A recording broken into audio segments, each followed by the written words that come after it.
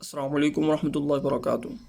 दुनिया में कितने टाइप्स के प्लांट्स हैं, उनके नेम्स क्या हैं, हम उनको किस तरह अरेंज कर सकते हैं और उनकी क्या इंपॉर्टेंस है, ये तमाम तो जानने के लिए हम देखेंगे प्लांट्स की सिस्टमेटिक ऑफ टैक्सोनॉमी। मेरा नाम है हाफिज़ मोहम्मद उस्मान और आप देख रहे हैं ग्रीन साइंस चैनल। आज हम बात कर रहे हैं प्लांट्स की क्लासिफिकेशन में जो सिस्टमैटिक्स होती है और टैक्सोनॉमी होती है वो कैसे की जाती है। तो इसका ब्रीफ सा एक इंट्रोडक्शन है। चलें शुरू करते हैं। प्लांट सिस्टमैटिक्स एक ऐसी ब्रांच है बायो की जिसके अंदर हम देखते हैं कि कितनी तरह के प्लांट्स हैं, काइंड्स एंड डाइवर्सिटी, और उनकी कितनी वैरायटी है, वेरिएशंस हैं, चेंज है। Organism and the evolutionary relationship, important चीज़ के अंदर देखी जाती है कि उनके फोर फादर्स से क्या लिंक था, किस पॉइंट पर, किस ईरा में, किस टाइम में, किस तरह का चेंज है, किस वजह से आया। ये तमाम तर जो लिंक्स हैं, डिस्कशंस हैं, इसको हम सिस्टमैटिक्स का नाम देते हैं। प्लांट सिस्टमैटिक्स के अंदर हम बात करेंगे उन्हीं थ्योरीज़ की जो कि प्रूव करती हैं कि प्लांट्स के अंदर किस तरह का चेंज आया। दो तरह की हमारे पास डिस्क्रिप्शंस होती हैं, एक होती है टैक्सोनॉमी, एक होती है सिस्टमैटिक्स।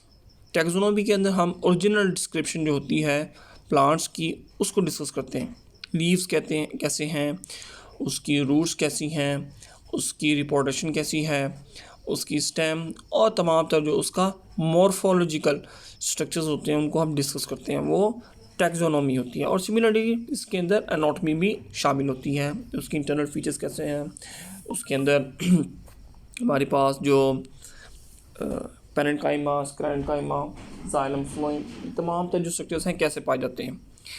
सिस्टमैटिक्स की बात करें तो हमारे पास आती है assignment of species to evolutionary groups, जिस अभी बताया गया कि उसके फोर फादर के साथ जो लिंक होता है उसको हम एवोल्यूशन के अंदर डिस्कस करते हैं।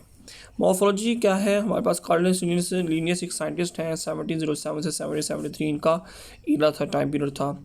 इन्होंने ग्रुपिंग की थी और हर ग्रुप को टैक्सोन का नाम दिया था। जो टैक्सोन है, group of living organisms with similar character, एक तरह के जो करैक्टर्स वाले जानदार होंगे उनको हम एक ही ग्रुप के अंदर रखेंगे, जिसको हम टैक्सोन कहते हैं। इस तरह हमारे पास 5 टैक्सा हैं, मॉडर्न के अंदर 8 टैक्सा आती हैं और टैक्सा के नाम है हमारे पास किंगडम सबसे बड़ा लेवल है, एक तरह की जानदार मिलकर फाइलम बना देते हैं। और डिवीजन हम डिस्कस करते हैं फंजाई एलजी के अंदर हम यही रैंक जो है डिवीजन का देते हैं, और सिमिलरली प्लांट्स के अंदर भी बात करेंगे। इसके बाद हमारे पास आता है लेवल क्लास का, एक तरह के फाइलम क्लास बनाते हैं और क्लास एक तरह के ऑर्डर्स, जो हमारे पास लोअर अगर हम देखें फिर ये ऑर्डर फैमिली भी जीनस स्पीशीज़, लोअर से अपर जाएं तो एक तरह की स्पीशीज़ मिलकर जीनस, फिर एक तरह की जीनस फैमिली, एक तरह की फैमिली ऑर्डर, एक तरह की ऑर्डर क्लास, एक तरह की क्लास फाइलम और एक तरह के फाइलम डिवीजन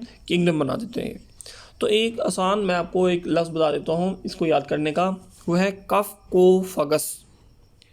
कफ को फगस, काफ से किंगडम, फे से फाइलम, काफ से क्लास, वाउ से ऑर्डर, फे से फैमिली, जीम से जीनस और सीन से स्पीशीज़। तो इस तरह कफ को फगस ये हमारे पास एक ऐसा वर्ड है, की वर्ड है, जिसके हम वो रैंक्स जो हैं क्लासिफिकेशन को उनको याद रख सकते हैं। एवोल्यूशन की थ्रू से बात करते हैं। कार्लस लीनियस जो था वो एवोल्यूशनिस्ट नहीं था, वो कहता था कि जिस तरह के एग्जिस्टिंग एनी प्लांट्स हैं, जानदार हैं, इसी तरह ही हैं, इनके अंदर कोई चेंज नहीं आया।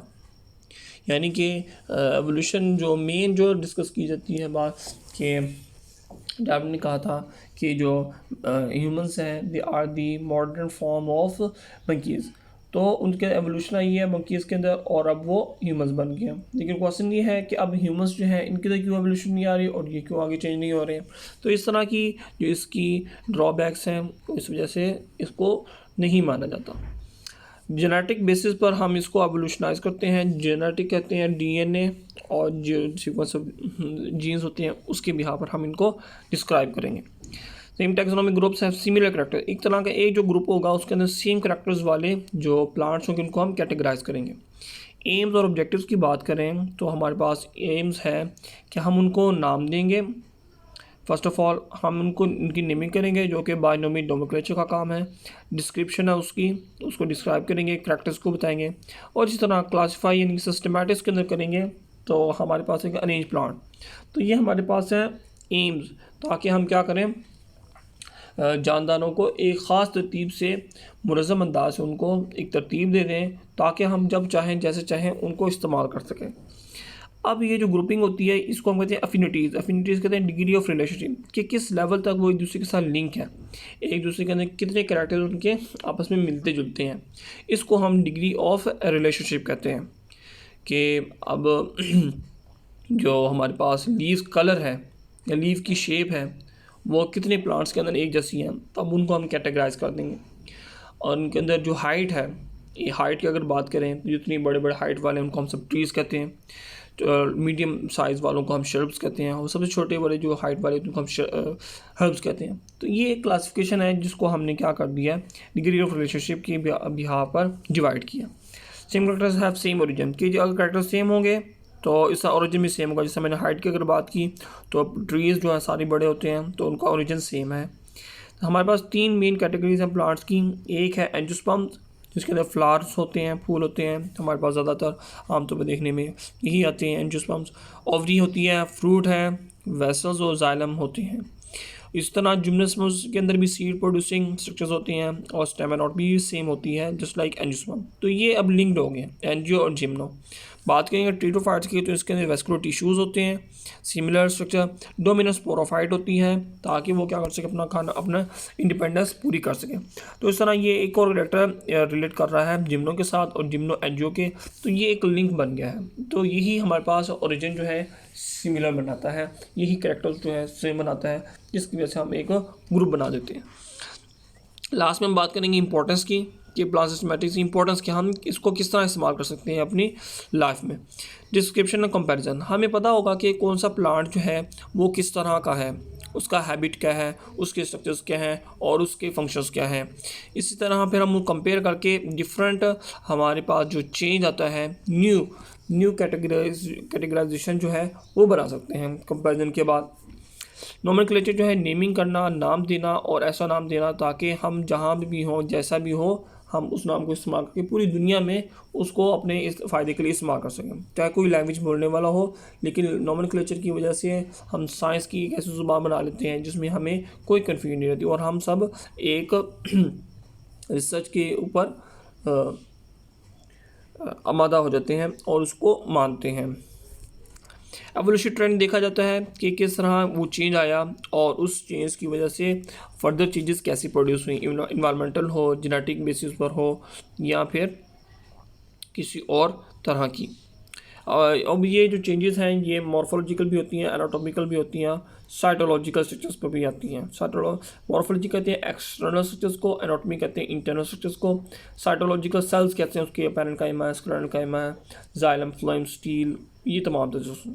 और सबसे इंपॉर्टेंट जो हमारे पास टूल है इस सिस्टमैटिक्स का वो जेनेटिक्स। जो डीएनए का जो सीक्वेंस होता है जीन्स जो कि न्यूक्लियोटाइड से मिलकर बनी होती हैं, गुआनिन, साइटोसिन, थायमिन और एडेनिन।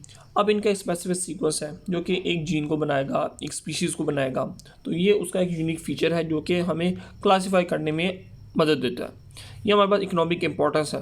इकोनॉमिक इम्पोर्टेंस जो है हम देखते हैं कि हमारे पास अब एक तरह के जो प्लांट्स हैं, अब वो शायद अगर मेडिसिनल होंगे, अगर वो मेडिसिनल हुए तो हम उससे रिलेटेड जो प्लांट्स होंगे उनको भी देखेंगे उसी फैमिली के। तो मोस्ट प्रोबेबली हम वही एलिमेंट जो है, वही कंपाउंड जो है एक्सट्रैक्ट कर लेंगे लो रेट पर, एक्सेस अमाउंट के अंदर, उसी फैमिली के प्लांट्स में से। तो जब तक हमें पता नहीं होगा तो उस वक्त हम उनको इस्तेमाल नहीं कर सकेंगे। तो ये जो सिस्टमैटिक्स है ये एक टूल है, ये एक ब्रांच है बायो की, प्लांट सिस्टमैटिक्स, जिससे हम यही जो हमारे पास जो प्रॉब्लम होती है उसको सॉल्व कर लेते हैं। ना सिर्फ मेडिसिनल है बल्कि हमारे पास फाइबर के लिए टेक्सटाइल है, इसी तरह हमारे पास वुड है, लकड़ी है, टिम्बर है। तो तमाम तर जो हमारे पास इंडस्ट्री है वो डिपेंड करती है इसी डाइवर्सिटी के ऊपर। तो जिस तरह हमारे पास एडवांसमेंट आएगी हम इसी तरह इसको और अच्छे तरीके से ट्राई कर सकते हैं। उम्मीद है कि आपको ये ब्रीफ सा इंट्रोडक्शन सिस्टमैटिक्स का समझ में आ गया होगा। अगर कोई क्वेश्चन है तो आप ज़रूर कमेंट्स में पूछिए। मेरे चैनल ग्रीन साइंस को लाइक करें, शेयर करें, कमेंट करें। अस्सलाम वालेकुम।